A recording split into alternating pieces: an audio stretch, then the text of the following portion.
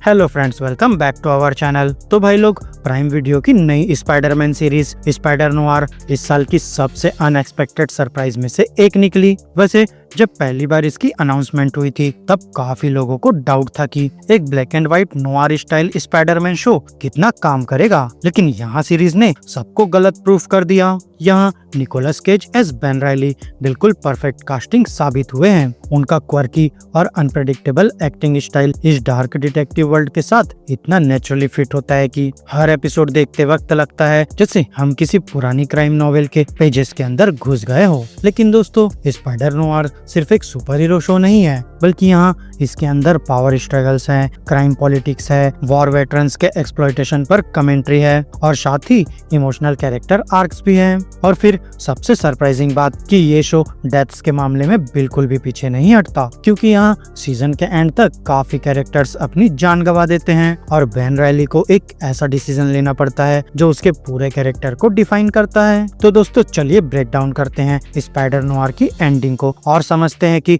Finale में exactly क्या हुआ।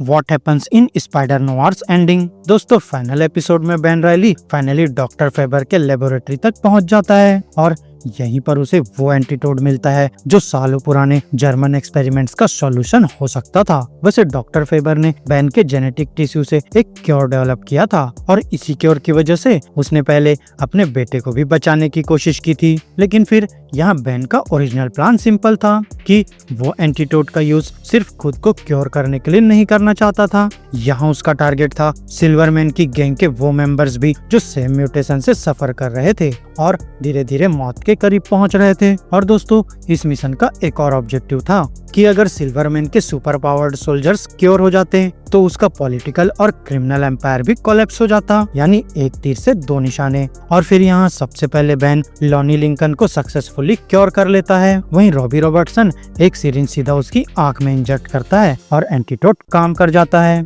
अब यहाँ लॉनी फाइट से बाहर हो जाता है और पहली बार उसे लगता है कि उसके पास नॉर्मल जिंदगी जीने का मौका है। लेकिन दोस्तों, प्रॉब्लम्स तब शुरू होती है जब एंटीटोड की कई सिरिंजेस डिस्ट्रॉय हो जाती है और फिर सिचुएशन और भी कॉम्प्लिकेटेड तब हो जाती है जब बेन को सिल्वरमैन के सामने लाया जाता है। और फिर यहाँ सिल्वरमैन का ऑब्सेशन एक ही चीज को लेकर था कि वो जानना चाहता था कि legendary masked vigilante the spider असल में कौन है। और फिर इस कंफ्यूजन के बीच रॉबी को भी स्पाइडर बनकर एक्टिंग करनी पड़ती है ताकि बेन की आइडेंटिटी सीक्रेट रहे। लेकिन भाई लोग, झूठ ज्यादा देर तक टिक नहीं सकता और फिर यहाँ डार्क लेडॉन इवेंचुअली सिल्वरमैन के खिलाफ हो जाता है और पूरी सिचुएशन कंट्रोल से बाहर निकल जाती है। और इसी केओस में कैट हार्डी भी फाइनली एक्शन लेती है जब सिल्वरमैन उसकी जान लेने की धमकी देता है ताकि बेन की आइडेंटिटी कंफर्म कर सके। तब कैट सीधा उसे गोली मार देती है और सिल्वरमैन का चैप्टर वहीं खत्म हो जाता है। वहीं दूसरी तरफ बेन और डार्क लीडॉन का फाइनल शोडाउन शुरू होता है। यहाँ फ्लिंट मार्को बेन का साथ देता है, लेकिन फाइट के दौरान वो बुरी तरह इंजर्ड हो जाता है। दोस्तों,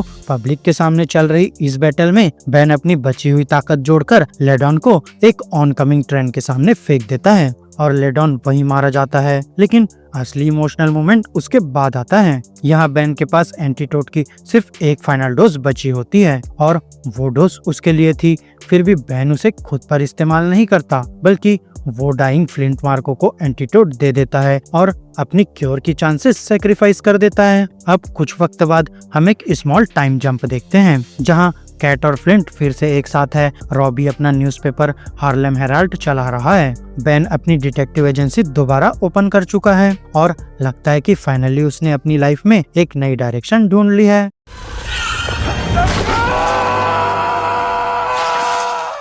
Why Ben Reilly gives up the antidote at the end of Spider Noir? दोस्तों, पूरे सीजन में एक सवाल बार बार उठता रहता है कि बेन रायली स्पाइडर क्यों बना, और यहाँ हर बार उसका जवाब अलग होता है। कभी वो कहता है पॉइजन के लिए, कभी कहता है एक्साइटमेंट के लिए और कभी लगता है उसे सिर्फ थ्रिल पसंद है। लेकिन यहाँ रियलिटी कुछ और ही थी, क्योंकि यहाँ रूबी की डेथ के बाद बेन इमोशनली टूट चुका था। उसने अपने अराउंड एक वॉल खड़ी कर ली थी। अब वो दुनिया को दिखाना चाहता था कि उसे किसी की परवाह नहीं है, कि वो सेल्फिश है, कि वो सिर्फ अपने लिए जीता है। क्योंकि अगर वो सच में केयर करेगा तो फिर दोबारा हर्ट भी हो सकता है। दोस्तों इसीलिए जब एंटीटोड उसके सामने आता है तो वो इमीडिएटली उसे नहीं लेता, बल्कि यहाँ अंदर ही अंदर वो खुद भी कंफ्यूज होता है। यहाँ एक साइड पर उसकी पर्सनल फ्रीडम है तो दूसरी साइड पर रिस्पॉन्सिबिलिटी, और फिर फिनाले में फ्लिंट मार्को को एंटीटोड देना एक्चुअली एक मेडिकल डिसीजन नहीं था, बल्कि यहाँ वो एक कैरेक्टर डिसीजन था। और अगर यहाँ बेन सेल्फिश होता तो वो एंटीटोड खुद यूज कर लेता और फ्लिंट को मरने देता, स्पेशली कंसिडरिंग कि फ्लिंट और बेन दोनों कैट हार्डी के क्लोज थे। लेकिन बेन ऐसा नहीं करता, वो सैक्रिफाइस चूज करता है और दोस्तों वही मोमेंट उसके पूरे आर्क का पे ऑफ बन जाता है। और फिर यहाँ स्पाइडरमैन की दुनिया का सबसे फेमस लेसन है, with great power comes great responsibility. तो यहाँ बेन पूरे सीजन उस रिस्पॉन्सिबिलिटी से भागता रहा, लेकिन फिनाले में पहली बार वो उसे एक्सेप्ट करता है और दोस्तों इसी वजह से उसका डिसीजन इतना पावरफुल लगता है।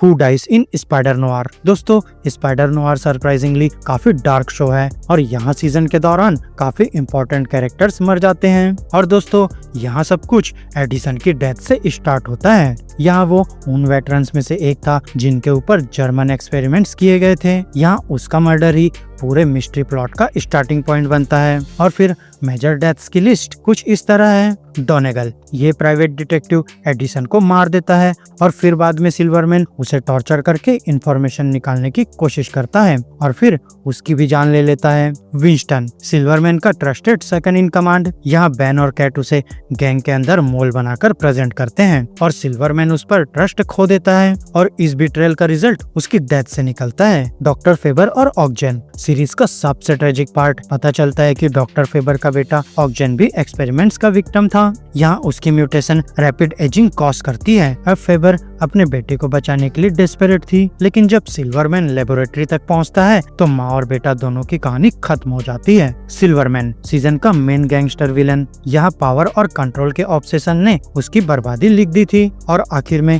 कैट हार्डी उसे शूट कर देती है। डर्कलेडॉन मैगवॉट, सीजन का फिनाले थ्रेट। दोस्तों यहाँ बेन के साथ इंटेंस बैटल के बाद वो ट्रेन के सामने जा गिरता है और वहीं उसका एंड हो जाता है।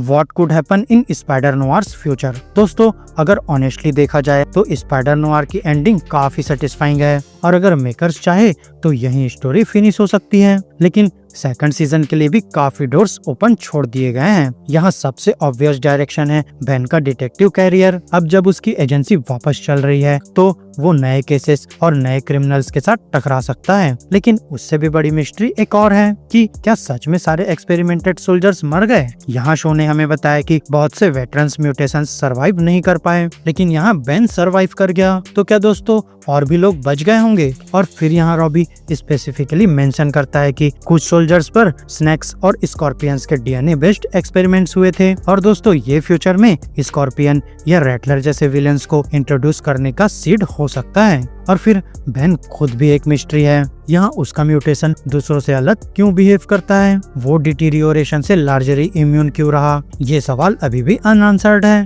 तो फ्यूचर सीजन्स में इस ओरिजिन को और डीपली एक्सप्लोर किया जा सकता है। यहाँ तक कि man spider type story line भी पॉसिबल लगती है। अब यहाँ सिल्वरमैन की डेथ के बाद न्यूयॉर्क के अंडरवर्ल्ड में एक मैसिव पावर वैक्यूम क्रिएट हो गया है और स्पाइडरमैन कॉमिक्स की हिस्ट्री को देखते हुए ऐसे पावर वैक्यूम्स कभी ज्यादा देर तक खाली नहीं रहते। तो यहाँ नए विलेंस जरूर सामने आएंगे, लेकिन अब देखना यह है कि सोनी और अमेजन इस नोआर यूनिवर्स को कंटिन्यू करते हैं या इस अमेजिंग फर्स्ट सीजन को एक स्टैंड अलोन मास्टरपीस की तरह छोड़ देते हैं। लेकिन दोस्तों यहाँ एक बात तो पक्की है कि स्पाइडर नोआर ने प्रूफ कर दिया है कि स्पाइडरमैन की स्टोरीज सिर्फ ब्राइट कॉस्ट्यूम्स और फनी वन लाइनर्स तक लिमिटेड नहीं है, बल्कि कभी कभी सबसे इंटरेस्टिंग स्पाइडरमैन कहानियाँ अंधेरे में भी लिखी जा सकती है। तो फ्रेंड्स मेरी आज की इस वीडियो में बस इतना ही। आपको हमारी ये वीडियो कैसी लगी अपने थॉट्स कमेंट बॉक्स में शेयर कर सकते हैं और अगर ये वीडियो अच्छी लगी हो तो वीडियो को लाइक करो, चैनल को सब्सक्राइब करो और ऐसे ही लेटेस्ट कंटेंट के लिए बेल आइकन जरूर प्रेस कर लो।